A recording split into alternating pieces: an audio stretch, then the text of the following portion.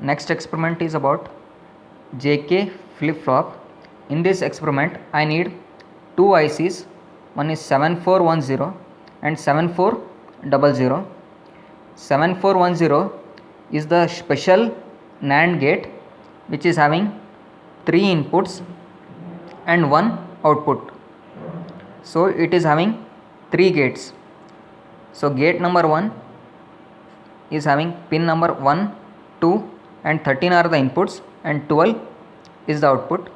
Next 3, 4, 5, these are the inputs and 6 is the output. Next 11, 10 and 9, these are the inputs and 8 is the output. It is about 3 input NAND gate.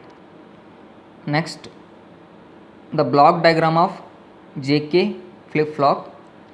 So J and K are the inputs and Q and Q bar are the outputs.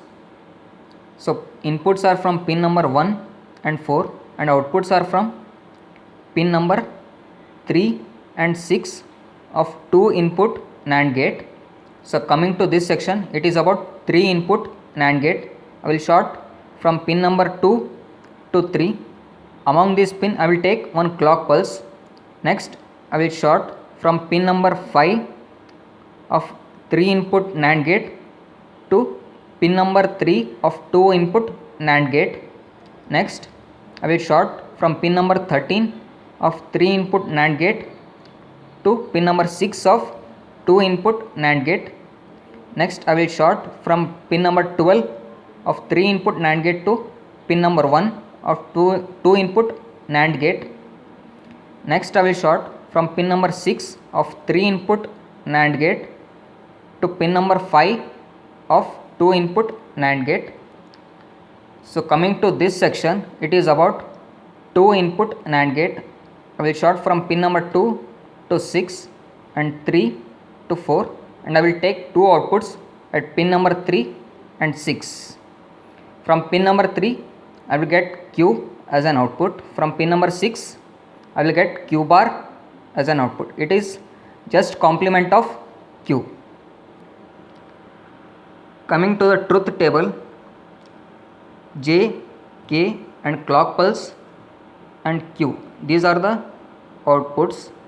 When J is 0 and K is 0 and clock pulse is high, so it will be in the Q state where no change will happen. When J is 1 and K is 0 and clock pulse is high, so the output will be high. When J is 0 and K is 1 and clock pulse is high and the output is low, which is 0.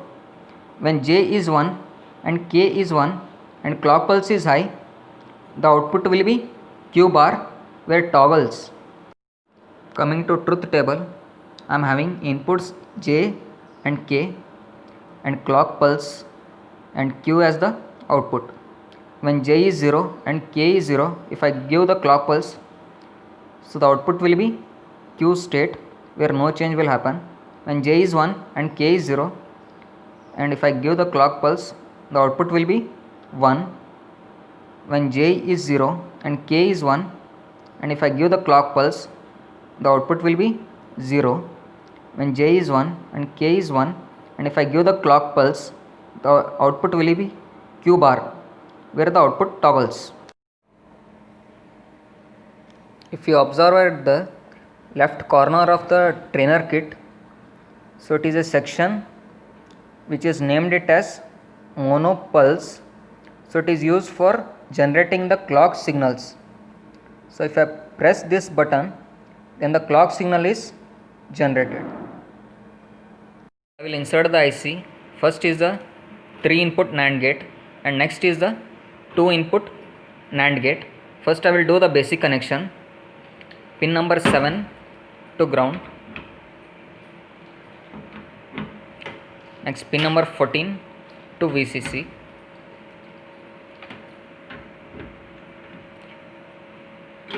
Same with the next IC. Pin number 7 to ground and pin number 14 to VCC. Next I will take the inputs from pin number 1, which is J, and pin number 4, it is K. Next I will short from pin number 2 to 3.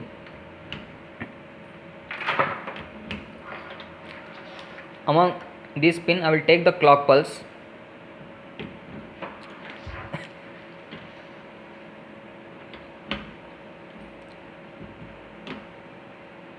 and I will ground the next to pin number 7.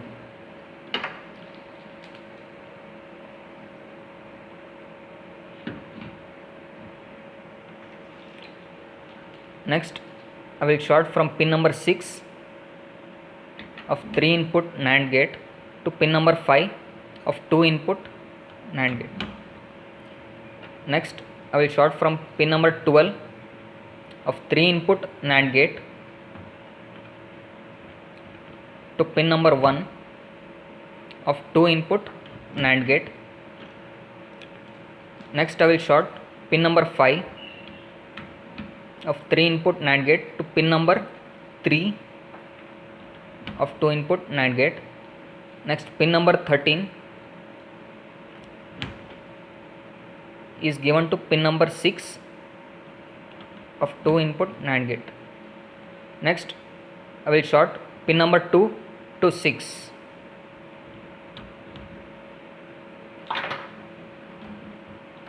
Next pin number 3 to 4.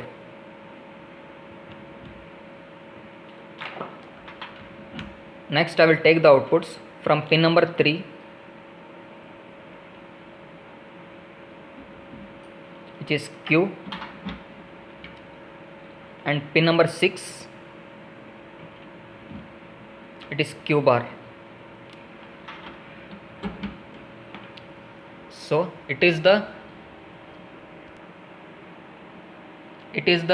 previous state output.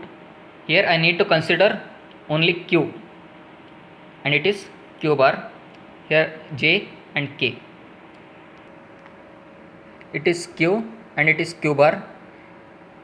Q bar will be the opposite of Q, as Q is high and Q bar will be low.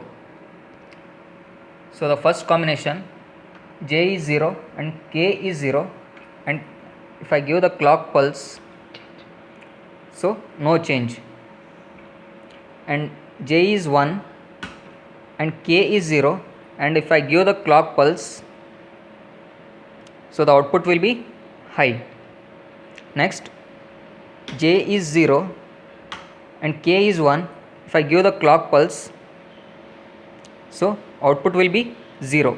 So the output will stand only for a few seconds. Next J is high and K is high, and if I give the clock pulse, the output will toggle.